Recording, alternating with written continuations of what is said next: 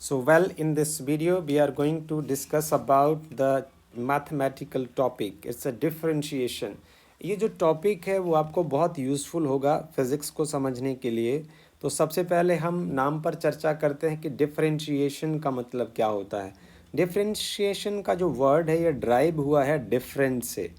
So difference का मतलब ये हुआ कि जब आप दो चीज़ों में भेद कर सकते हैं, एक फ़र्क समझ सकते हैं, तो उसको हम बोलेंगे डिफरेंस। सो उससे एक टर्म ड्राइव हुई दैट इज़ कॉल्ड डिफरेंशिएशन। सो आपको फिज़िक्स में जब नेचर को बड़े क्लोजली यदि पढ़ना हो तो आपको इस कॉन्सेप्ट की बहुत ज़रूरत पड़ेगी। आप जैसे डिस्प्लेसमेंट पढ़ेंगे, वेलोसिटी पढ़ेंगे, एक्सेलरेशन पढ़ेंगे, मोमेंटम पढ़ेंगे, एनर्जी पढ़ेंगे, बहुत चीज़ें जितने भी आप फिज़िकल पैरामीटर्स के बारे में पढ़ेंगे। और वो जो फिज़िकल क्वांटिटी है यदि वो समय के साथ बदलती है, डिस्टेंस के साथ बदलती है, किसी अदर पैरामीटर टेम्परेचर के साथ बदलती है, तो उस बदलाव को समझने के लिए आपको जिस मैथमेटिकल लैंग्वेज की ज़रूरत पड़ेगी उस लैंग्वेज में एक टर्म का नाम है डिफरेंशिएशन, राइट। सो डिफरेंशिएशन को सबसे पहले हम साधारण भाषा में समझने की कोशिश करेंगे। इसको हम डेरिवेटिव भी कहते हैं। तो आपके पास है डेफिनेशन कुछ ऐसे बनाई गई कि डेरिवेटिव ऑफ ए वेरिएबल। अब देखिए वेरिएबल को समझना है आपको। वेरिएबल का नाम समझिए पहले। वेरिएबल ऐसा पैरामीटर जो बदल सकता है उसको हम बोलते हैं वेरिएबल। तो हमारे पास बदल सकने वाला जो पैरामीटर है वो y हुआ, और किसके साथ बदल रहा है, वो x के साथ बदल रहा है। मैं आपको उदाहरण से समझाना चाहता हूँ। फॉर एग्जांपल, आप पैदा हुए, पैदा होने के समय आपका जो साइज़ था वो ऐसे छोटे बच्चे की तरह था। फिर 2 साल के बाद आप उससे थोड़े और बड़े हो गए, 4 साल के बाद आप उससे थोड़े और बड़े हो गए, 10 साल के बाद आप उससे थोड़े और बड़े हो गए। आप क्या देख रहे हैं, आपकी हाइट समय के साथ बदल रही है। तो इसमें हम कह देंगे एच एन टी, जो height is changing with respect to x, sorry, height is changing with respect to time. एक हम और उदाहरण आपको देते हैं कि बदलाव को हम कैसे देखेंगे। बचपन में आपका भार होगा फॉर एग्ज़ाम्पल 2 किलोग्राम पैदा होने के समय। फिर उसके बाद आप 5वीं में पहुँचे, भार हो गया 15 किलोग्राम। फिर आप 8th में पहुँचे, भार हो गया आपका 40 किलोग्राम। अब आप +2 में पहुँच के भार हो गया आपका 60 kilogram. What is happening, you the weight of the body is increasing with the passes of time. So जो जो कोई भी फिजिकल क्वांटिटी है, जैसे हमने एक बार वेट की बात की है, एक बार हमने हाइट की बात की है, तो दोनों ही जो क्वांटिटीज़ हैं, फिजिकल क्वांटिटीज़ जो हैं, वो समय के साथ बदल रही हैं। तो उसको हम लिखते हैं, जैसे यहाँ लिखा हमने, यहाँ तो उदाहरण में लिया है ना, द डेरिवेटिव या differentiation of the variable y with respect to x. इसमें बाई जो क्वांटिटी है वो एक्स के साथ बदल रही है। जैसे मैंने आपको उदाहरण में बताया, हमारे पास बाई की जगह हम एच ले लें, हाइट आपकी, और वो समय के साथ बदले, तो h is changing with respect to time. या हमने दूसरा उदाहरण लिया, वेट डब्ल्यू is equal to m g, your weight is changing with age, age का यूनिट होगा time. So when weight is changing with time, this is the example like that. तो हम यहाँ क्या लिख देंगे, if y is changing with respect to x, तो differentiation को हम मैथमेटिकल लैंग्वेज में लिखेंगे D by upon D x. इसमें आपको एक छोटी छोटी चीज़ समझनी है। देखिए, हम मानते हैं कि हमारे पास जो बाई है is equal to function of x. इसके बारे में हम ज़्यादा नहीं बोलना चाहते क्योंकि आपने 9th में पढ़ रखा है ये। तो एक्स जो है, इसमें जो एक्स का वैल्यू होगा वो एक इंडिपेंडेंट वेरिएबल है। इंडिपेंडेंट वेरिएबल का मतलब होता है कि एक्स की जगह आप वो सब वैल्यूज़ पुट कर सकते हैं जो आपकी इच्छा है। पर बाई की वैल्यू कैसे आएगी, बाई एक डिपेंडेंट वेरिएबल है। बाई की वैल्यू तभी आएगी जितनी वैल्यू आप एक्स की भरेंगे, राइट। उदाहरण से हम आपको समझाने की कोशिश करते हैं। देखिए, आपने कोई फंक्शन ऑफ एक्स कंसिडर कर लिया and this is equal to x square plus 2x plus 1। So यदि आप x की जगह 1 पुट करते हैं तो आपका आंसर जो आएगा f, जहाँ जहाँ आपको x दिखता है वहाँ 1 पुट कर दीजिए। यहाँ देखिए, आप यहाँ 1 पुट कर दीजिए, फिर यहाँ आप यहाँ 1 पुट कर दीजिए। यहाँ तो x है नहीं तो ये आ जाएगा, यहाँ 1 का स्क्वायर 1 आएगा, 2 इंटू 1 2 आएगा, प्लस 1, तो ये आ जाएगा 1 2 and plus 1, this is equal to 4। यहाँ आपको कोई समस्या नहीं। अब हम ऐसा करते हैं कि x की वैल्यू को चेंज कर देते हैं, क्योंकि ये इंडिपेंडेंट वेरिएबल है, आप अपनी इच्छा से कोई भी वैल्यू रख सकते हैं। तो ये देखिए, जब मैंने x की वैल्यू को इंक्रीज़ किया, आपने क्या देखा बड़े गौर से, आपने देखा जब x की जगह 2 पुट किया तो वेरिएबल पुट करने के बाद हमारे पास 4 की जगह 9 आ गया। मीन्स जो वैल्यू ऑफ बाई है, जब x को आपने x प्लस कोई वैल्यू बदल दी, x प्लस डेल्टा x कर दिया, तो आपकी जो वैल्यू बाई है वो बाई नहीं रही, वो पहले जैसे थी y is equal to f x था, तो अभी हो गई y plus delta y is the function of x में जब आपने कोई चीज़ बढ़ाई, जब आपने x की वैल्यू को बढ़ाया तो आपने तो क्या देखा, बाई की वैल्यू में इंक्रीज़ हो गया, क्योंकि जो फंक्शन ऑफ x है ये यहाँ बाई के बराबर है, तो उसकी वैल्यू में चेंज आ गया। हम ऐसा करते हैं, हम चेक करने की कोशिश करते हैं कि चेंज आया कितना है। देखिए चेंज जब आपने निकालना होता है तो आप दो ऑब्जर्वेशंस को का डिफरेंस निकालते हैं, तो हमारे पास आ जाएगा बाई प्लस डेल्टा बाई में से आपने ओरिजिनल वैल्यू को घटा दिया, तो आप दूसरी साइड में देखेंगे राइट हैंड साइड में भी आपको वैसे ही घटाना पड़ेगा। ये मैथमेटिकल ट्रिक है और प्रोसेस है। तो आपके पास इन दोनों को घटाने के बाद आपके पास आ जाएगा डेल्टा बाई, और राइट हैंड साइड में आपके पास ये पार्ट बच जाएगा function of x plus delta x minus function of x। आप ऐसा करिए, इस इक्वेशन को आप इसको मान लो 1 मान लें, तो आप इक्वेशन नंबर 1 को डिवाइड कर दें डेल्टा x के साथ। जब आप इस इक्वेशन को डेल्टा x से डिवाइड करेंगे, आप देखेंगे आपके पास लेफ्ट हैंड साइड में आ जाएगा delta y upon delta x, right hand side में आ जाएगा function of x plus delta x minus function of x upon delta x। ये तो जस्ट एक मैथमेटिकल ऑपरेशन है। अब आपने ये देखना है कि यदि आपके पास यहाँ एक रेशो बनती है, तो ये रेशो आपको क्या कह रही है, क्या बता रही है, ये आपको ये समझना है। तो ये आपको बता रही है कि ये आप एवरेज चेंज निकाल रहे हैं। बाई में जो एवरेज चेंज आ रहा है with respect to change in x। देखिए आपने यहाँ देखा x की वैल्यू को आपने चेंज किया, तो आपके पास बाई की वैल्यू भी बदल गई, बाई की वैल्यू में भी चेंज आया। तो हम ये जो पैरामीटर है वो आपको ये बता रहा है, ये रेशो आपको ये बता रही है कि जो बाई में कितना चेंज आ रहा है x में चेंज लाने के बाद, और इस चेंज को हम बोलेंगे एवरेज चेंज। एवरेज तब निकलता है जब आपके पास लार्ज नंबर ऑफ टर्म्स होती हैं। आपने एवरेज का कॉन्सेप्ट जो है वो 10th में पढ़ा है। अब हम आगे चलते हैं कि यदि फॉर एग्जांपल कि आप एवरेज नहीं निकालना चाहते, आप ये सिंगल वैल्यू निकालना चाहते हैं, आपका जो आंसर है वो एक सिंगलेट होना चाहिए, सिंगल वैल्यू होना चाहिए, तो सिंगल वैल्यू को हम बोलेंगे इंस्टेंटेनियस। इंस्टेंटेनियस चेंज आप निकालना चाहते हैं तो आपको क्या करना पड़ेगा, आपको डेल्टा x की वैल्यू को जितना आप छोटा कर सकते हैं उतना आपको छोटा करना पड़ेगा, except equal to 0। Means delta x को आपने 0 के सिवा जितना आप छोटा कर सकते हैं उतना छोटा करना है। अब आप बच्चे मेरे से सवाल पूछ सकते हैं कि सर अब हमें ये बताइए कि आपको हमें ऐसा करने से लाभ क्या होगा, इससे हम क्या सीख जाएंगे। आप देखो फॉर एग्जांपल हम आपको एक उदाहरण देते हैं आपको समझने के लिए, आपके समझने के लिए।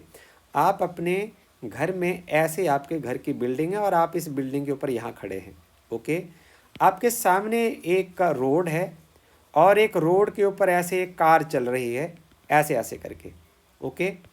अब आप इस कार को पॉइंट ए से देखना शुरू करते हैं और पॉइंट बी तक आप देखते रहते हैं। ध्यान से देखिए, उसमें आप क्या देख रहे हैं कि उसका में जो समय के साथ वो किस तरीके से डिस्प्लेसमेंट कवर कर रही है।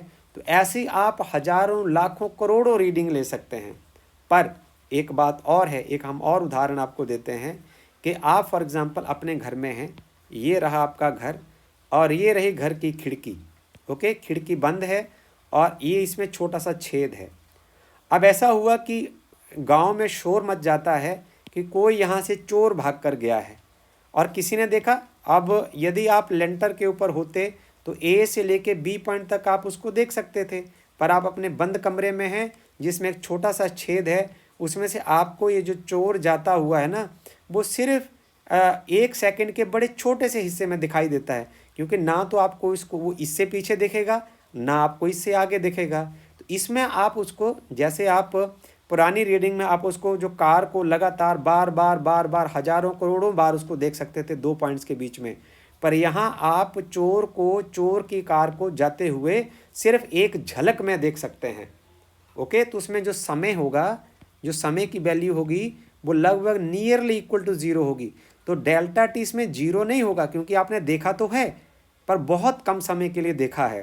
तो इस स्टेज की प्रॉब्लम्स को सॉल्व करने के लिए हमें इस तरीके की मैथमेटिकल लैंग्वेज की ज़रूरत पड़ती है। तो हम इसको ऐसे करते हैं, देखिए delta y upon delta x जो है उसमें डेल्टा एक्स को जीरो को छोड़ के जितना आप छोटा कर सकते हैं उतना छोटा कर देना है। तो उसको हम इसकी सीमा लगा देंगे, लिमिट लगा देंगे। तो लिमिट ऑफ यदि डेल्टा एक्स को आप बहुत छोटा कर देते हैं तो जो delta y upon delta x है इसी तरह की लिमिट आप राइट हैंड साइड में ले लीजिए। इस स्टेज के ऊपर जब आप limit of delta x approaches to zero कर देते हैं, पर ये जीरो होगा नहीं, तो उसके बाद आप इसके नोटेशन को और लिखने के तरीके को बदल देंगे। ये हो जाएगी सिंगल रीडिंग। ये सिंगल ऑब्जर्वेशन है D by upon D x कि कब बना, जब आपने समय को बहुत थोड़ा कर दिया। अब आप इसमें से ये देख रहे हैं ना डी अपॉन डी एक्स, और ये है वो बाई जो एक्स के साथ बदल रही थी। आप यहाँ देख लीजिए जो बाई है वो एक्स के साथ कैसे बदल रहा है वो ही डिफरेंशिएशन बताता है। तो इसमें जो डी अपॉन डी एक्स का मतलब क्या हुआ कि कोई क्वांटिटी बाई जो है वो एक्स के साथ कैसे बदल रही है, ठीक है, पोजीशन के साथ कैसे बदल रही है। जैसे मैं इसको ऐसे लिखूं, ये ऐसे भी हो सकता है D upon d T of H, जैसे हमने आपको शुरू में एग्जाम्पल दिया था। ये आपको ये एग्जाम्पल बताता है कि आपकी हाइट उम्र के साथ कैसे बढ़ रही है।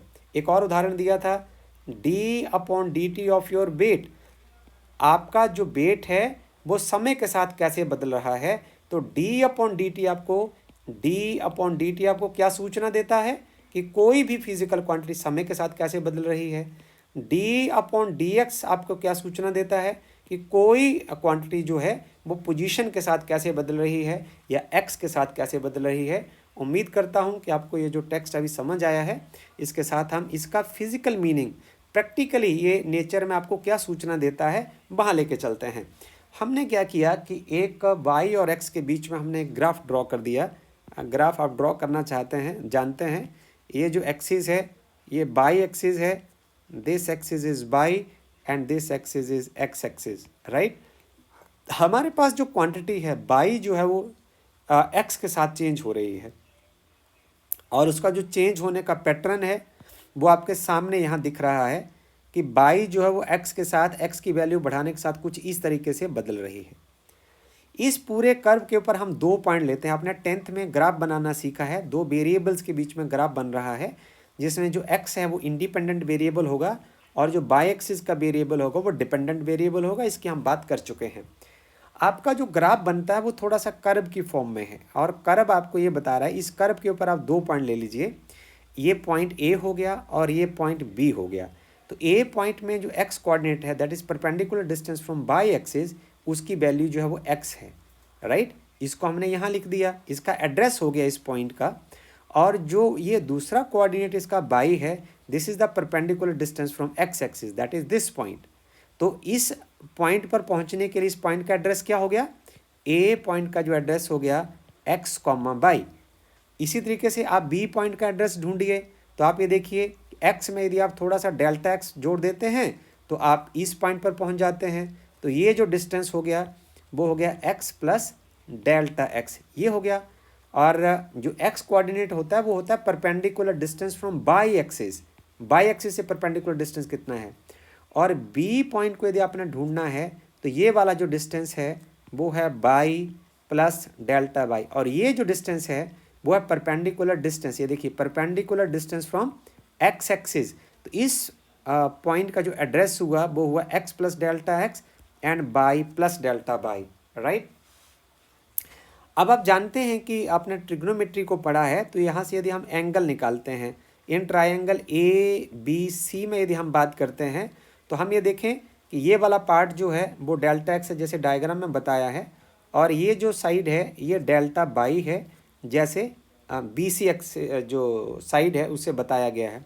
आप इन दोनों को रेशो बना दीजिए, this is delta y upon delta x, और ये आपके पास हो जाएगा बी सी, आप डायग्राम में देख लीजिए, और ए सी, ये हो गया बी सी और ए सी की रेशो हो जाएगी, and this is equal to tan theta, right. तो हम यदि हमने पिछले पेज में निकाला कि delta y upon delta x को निकाला, और यदि समय बहुत कम हो जाए, यदि आपका जो डेल्टा एक्स की वैल्यू है वो लगभग जीरो के बराबर, जीरो के आसपास हो जाए, तो हम इस नोटेशन को चेंज कर देते हैं और इसको हम d by upon D x लिख देते हैं, and this is also equal to tan theta.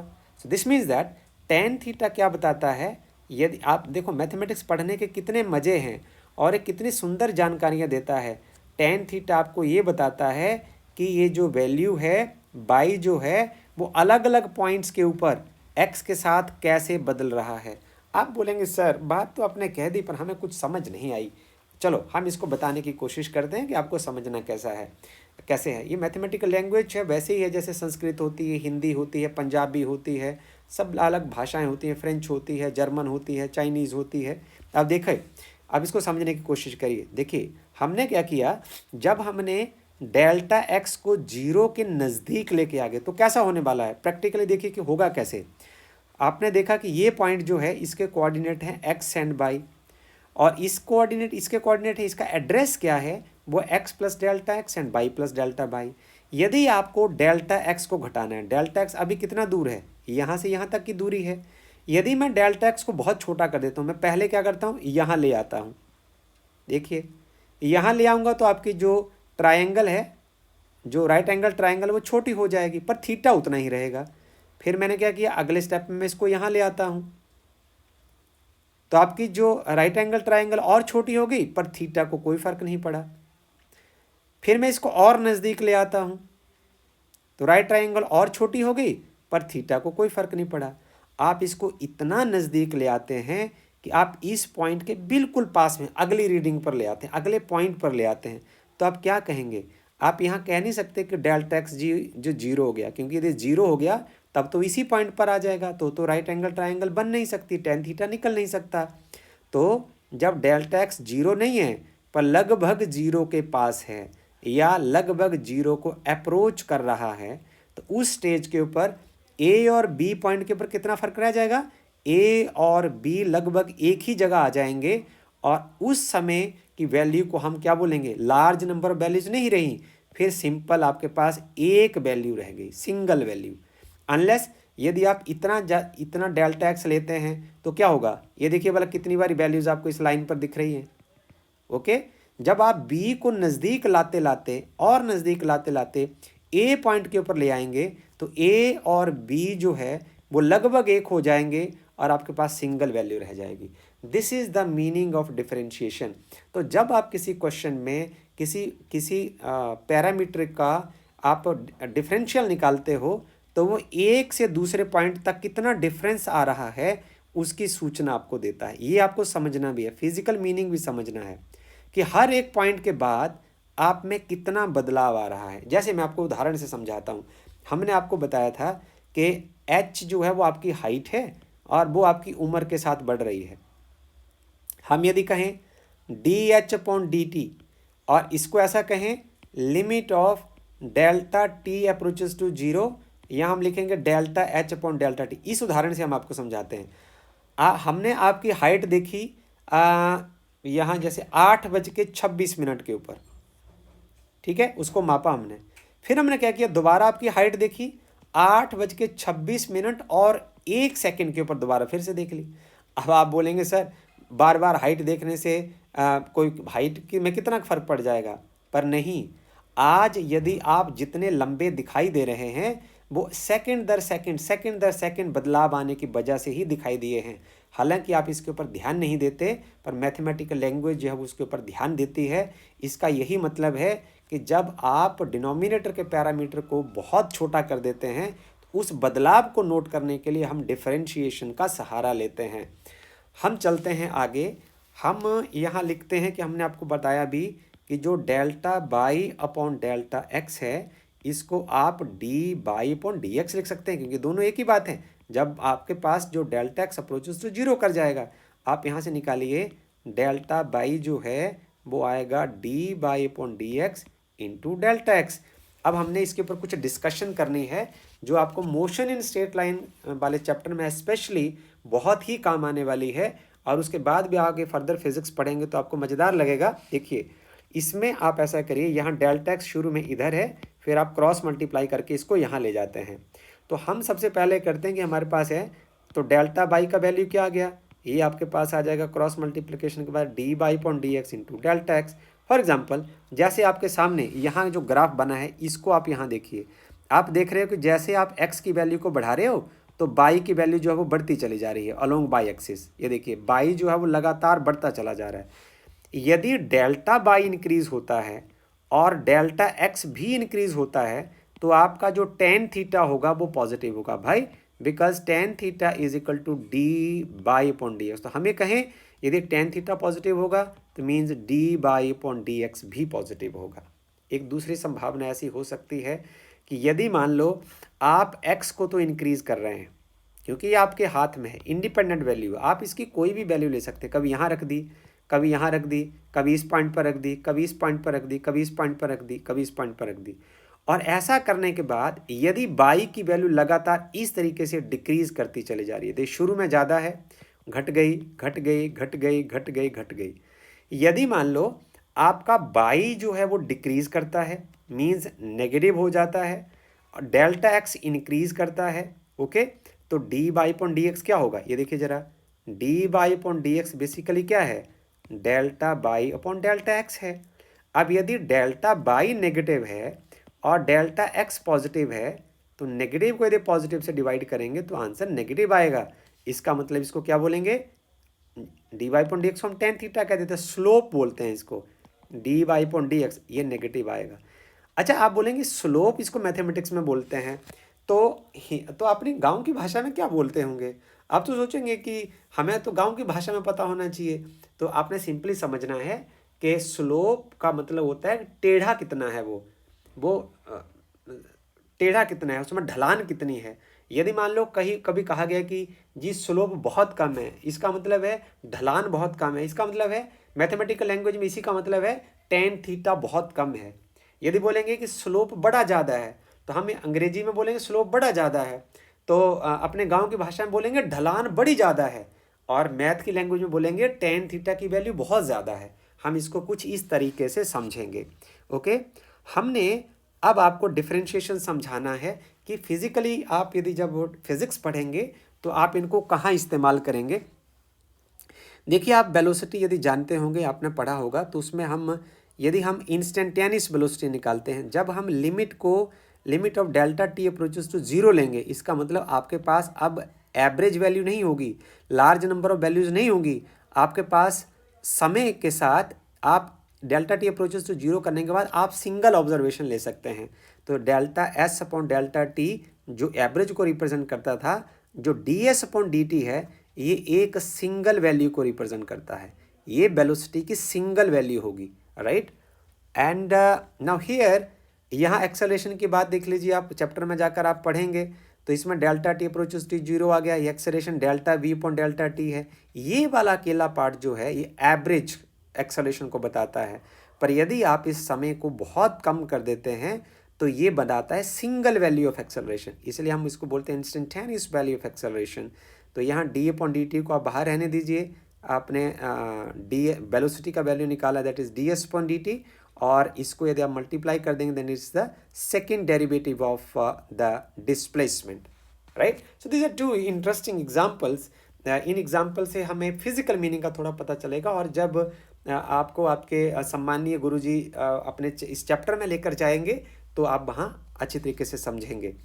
हम आपको कुछ इसके फार्मूलाज हैं उनको हम समझाने की कोशिश करते हैं, और फिर इसकी एक एक हम प्रॉब्लम भी करवाने की कोशिश करेंगे। देखिए इसका जो पहला थ्योरम है, यदि मान लिया जाए कि बाई कांस्टेंट है, तो आपको बड़ी सिंपली ये समझ आने वाला है कि डिफरेंशिएशन जो है वो डिफरेंस बताता है, वो पॉइंट टू पॉइंट चेंज बताता है, पर यदि मान लो कि कोई चीज़ बदल ही नहीं रही है तो उसका डिफरेंशियल क्या आना चाहिए, तो उसका डिफरेंस जीरो आना चाहिए।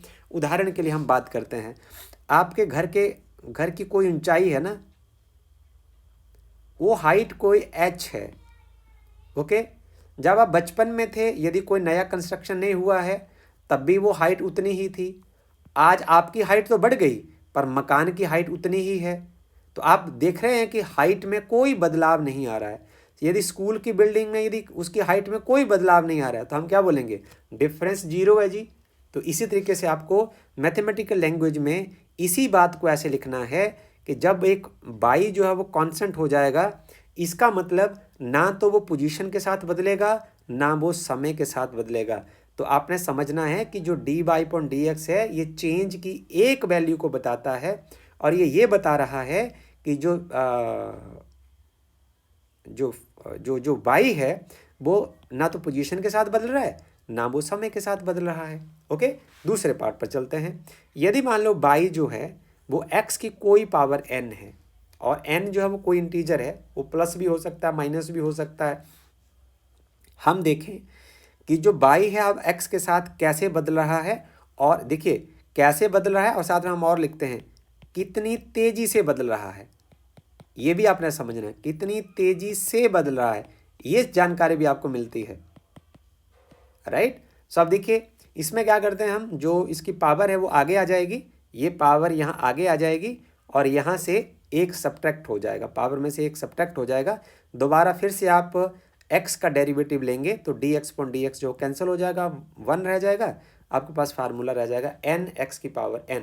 हम आपको इसको एग्जाम्पल से समझाएंगे नेक्स्ट वीडियो में, तो आपने इसमें घबराना नहीं, अभी आपको सिर्फ थ्योरम डिस्कस करना है।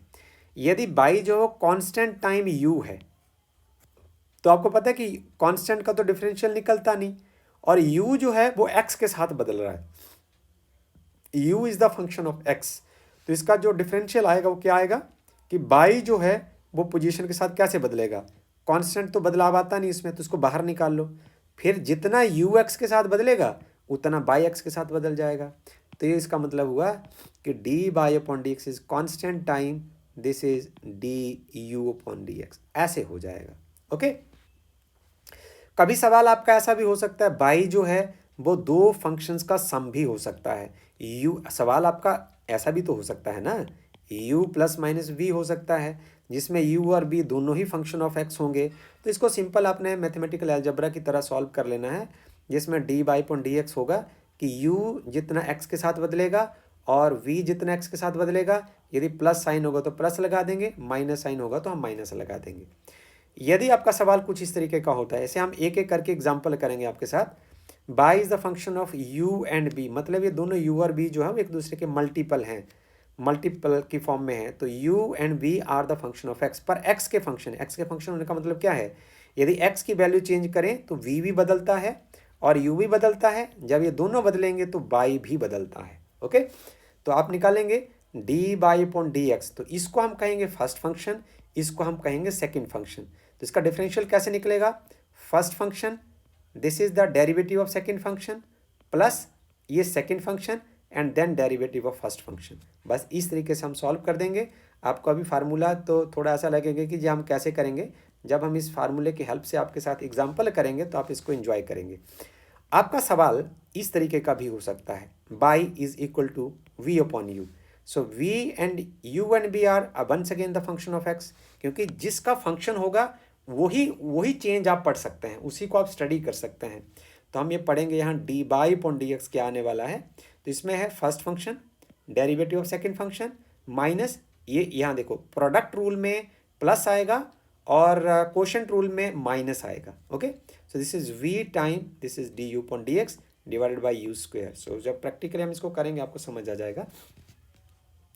सवाल आपका ऐसा भी हो सकता है, y is equal to u की पावर n, तो ये इसको आप ध्यान से देखिए और इधर आप इसको ध्यान से देखिए, उन दोनों में क्या फ़र्क है वो भी पता चल जाएगा।